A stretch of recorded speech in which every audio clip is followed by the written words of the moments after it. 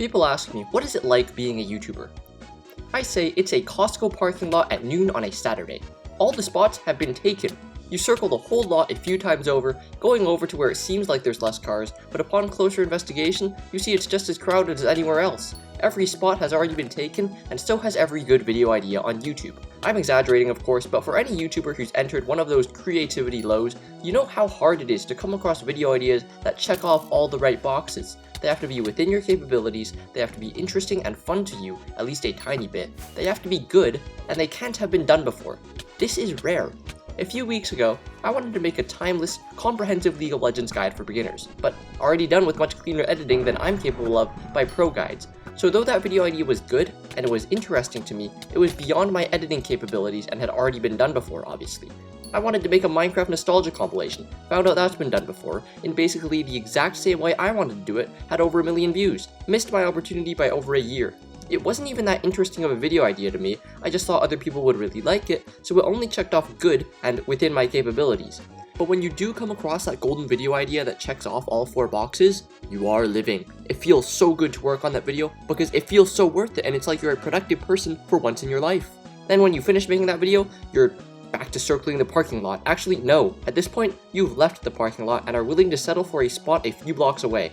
See, that's the thing. As time goes on, don't more and more of these already scarce ideas get eaten up? You're even making it harder for yourself to come up with new video ideas every time you make a new video, because that video you made is just one more video idea taken away from yourself to make in the future. The parking lot analogy actually breaks down here because it's worse than a parking lot in that spots don't ever get freed up. Once a video is made, it has taken that spot forever.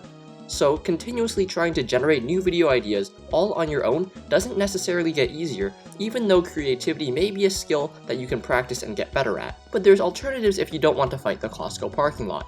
In the previous counterpart video to this one, iDogTV left a great comment that perfectly captures what I'm going to talk about. I quote, "Modern inventions spawn new domains which allow original thoughts within those domains. For example, okay, you guys can read yourself. So, think about this. News channels create new content every day, but it's not because they're original or creative. In fact, they don't have to be original at all, because the world that they're reporting the news on is original for them. In a similar way, channels based on playthroughs of new video game releases never have to be very original either. They just have to play new video games that come out. So this stops being a parking lot, and it's more like musical chairs. There's only so many content creators that can base themselves in a certain niche. The market for channels who do new video game playthroughs is already totally saturated, and it has been for, I want to say, over a decade. This concept has been here since basically the beginning of YouTube, and everyone's tried to jump on it, and it's why everyone thinks being a gaming YouTuber is so easy. Oh, just play video games for a living, that's the dream job. That's really what these channels do, but you cannot do that or become that anymore because that market is now well and truly saturated. All the chairs have been taken. You have lost the game. So this can be just as frustrating and challenging, because sometimes the game of musical chairs starts when you're asleep, when you're not paying attention, when you were too young or inexperienced or unknowledgeable to be able to participate in the game. So maybe you have to wait for new games of musical chairs to start, but you have to be fast and you have to have good foresight. Isn't that the point of musical chairs? If something's already trending, you're probably too late. You have to get there before it's trending, so you're there to ride the upward wave. Who knew who Charli D'Amelio was before TikTok came out? Probably her friends and family, but not the 60 million followers that she now has, and it's due in part to her good foresight to be one of the first to capitalize on this new social media service before it was the biggest, trendiest thing. I was thinking about playing musical chairs for Minecraft Dungeons, but I realized it was not feasible for many reasons. One of those reasons was that other, bigger content creators were given an advantage in this game of musical chairs. They were basically given a chair for free in the first round already by getting early access to Minecraft Dungeons from Mojang so they could create content for the game before it even came out for the public. Also, I hope I haven't confused you because this analogy breaks down to, there's not really extra rounds of musical chairs past the first one.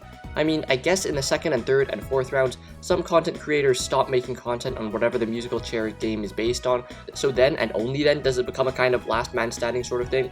But the people who get a chair in the very first round can often keep that chair for however long they please, so long as they don't drastically mess anything up. Anyways, as I was saying, some games of musical chairs are rigged if you already have a platform.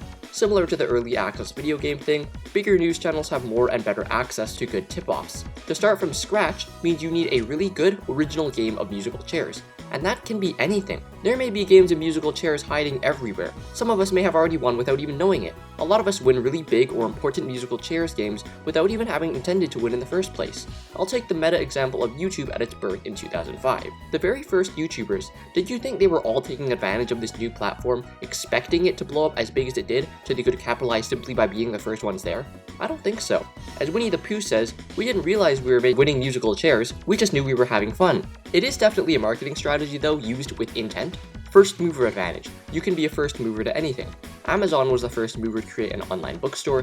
PewDiePie was one of the first movers to do video game playthroughs, as I was talking about earlier. You can be a first mover too, but I can't tell you what you'd be moving to, because if I had a good idea of that, I'd have tried to move there first. So this is a different kind of creativity, I suppose.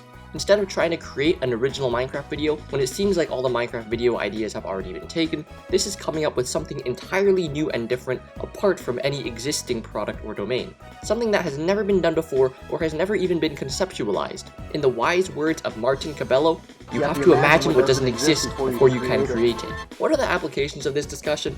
I went in a direction I didn't intend on going, which has taken away from the applicability of a lot of this video. But anyways, for all the YouTubers out there, and there's a lot of them on YouTube to the surprise of many, I'm sure you've all had a banger of a video idea just pop into your head, and you got really excited to start recording and editing for this new video. Don't! Before you go any further, to avoid putting in a bunch of work that may end up being unnecessary, check first if that video idea has already been taken before. There's such a strong chance that it has, that the earlier you check, the better, so you can know if you need to drop the video idea right away.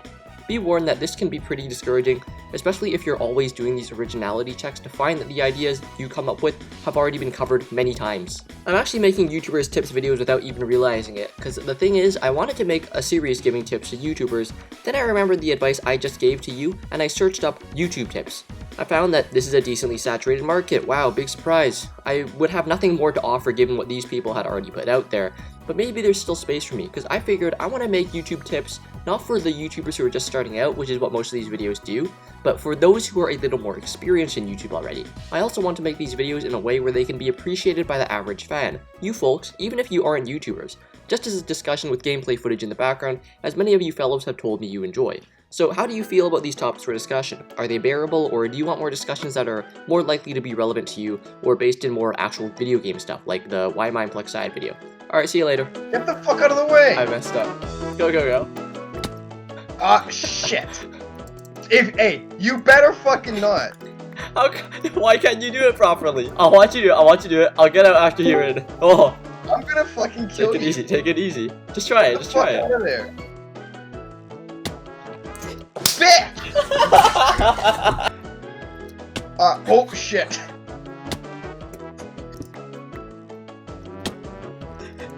You be a boy like that. Oh, watch, I'll do it again for you. Get out of the way! Get the fuck out of there. That's my mine shaft, you whore. Get the fuck out.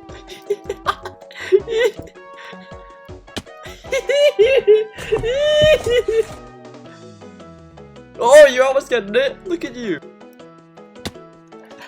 Okay, I got you. Yeah, you got it this time? I'm gonna do it right now. Watch this. Okay, wait.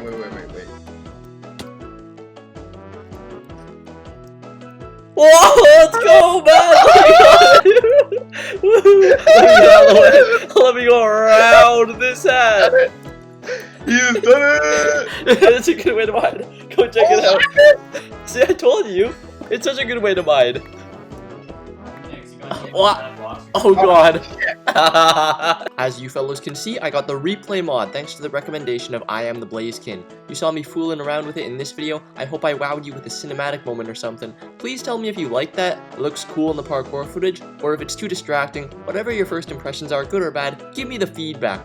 Also, in the second parkour house, I don't know if you noticed, but I cut out much of the fails. If you noticed the cuts, that's bad, and you probably think it's bad. But maybe it's fine if it makes it look like I'm better at parkour, and you get more satisfaction out of watching the perfect speedrunning. Also, I didn't show the full parkour house you probably noticed. I showed footage from the beginning of the house, then transitioned it to the middle, then transitioned it to the end. That was so I could show the most speedrunnable parts that I thought were most enjoyable. So provide feedback on that style too, please. Okay, bye.